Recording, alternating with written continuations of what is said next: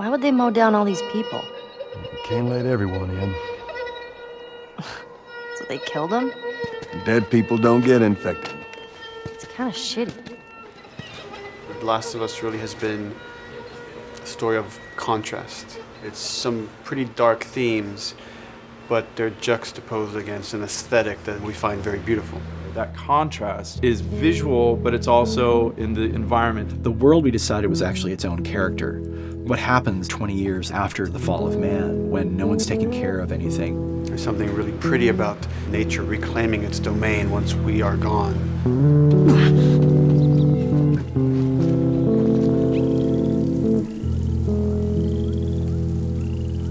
So everything we're doing in the environments is relating back to what you should be feeling in the story or what's happening to these characters. You as a player, you as Joel, you can look at these things and reflect about how much we've built and what we've lost.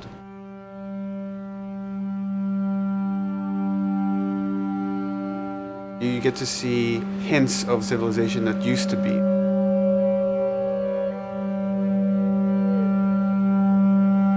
Each level has, a lighting artist, a modeler, and a texture artist, and we all work together. This was the block mesh that they gave me, and it set the interior of a building. I had to be mindful of where I had set the lighting up in the color script, how it would be coming through the windows and lighting this area, which would give us this concept.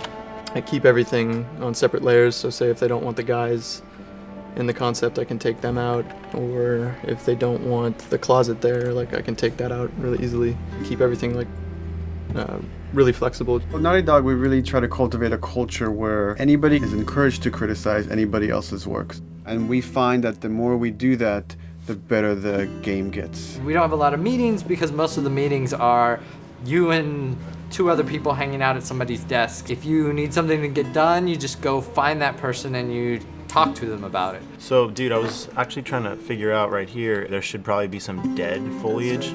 It might be cool to see some of the dead stuff around the edges of the green or even spilling out into the street. Maybe what we do is, in some of these areas, we use it as a transition from the actual concrete up to the side of the building. So they're almost sitting on top of a bed of dead foliage, that really rich kind of orangey brown color. Sienna or something would be nice. Something real cheddary. That's how you know you're done. The end product often ends up being stronger because that bouncing back off somebody else gives you a result that maybe you wouldn't have even thought of in the first place. All right, here's the bridge. That's our way out of here. Mandatory evacuation. Evacuate to where? What do you think? Quarantine zone. See, some places got a heads up before the infection showed up. Most didn't. We consciously take in consideration lighting in the beginning. I've never ever focused so much on lighting and how much sensitivity there is to that here. Did you talk to the character artist about her hand?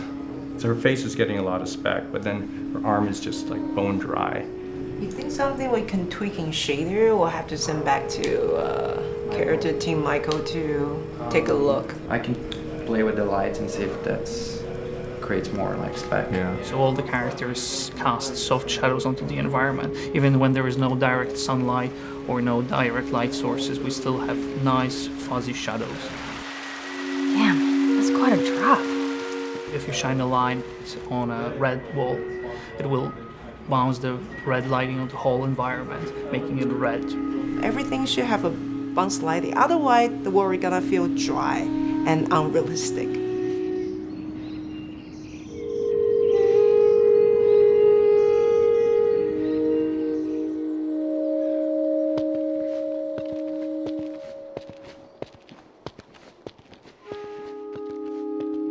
Once I finish the concept, they take it at 3D artists and lighters, VisFX guys, and they'll bring it into the game engine. They got the same sign, all the foliage, lighting. That's how it kind of translates from the color script to the finished game that you play. This way. If we cut through downtown, we can hit the Capitol building by sunrise. We hope. This engine is really driven in a way towards a very high level of cinematic control. Hopefully, if we achieve our goal, you'll see it is beautiful. There are these truly beautiful moments amid all this chaos and destruction.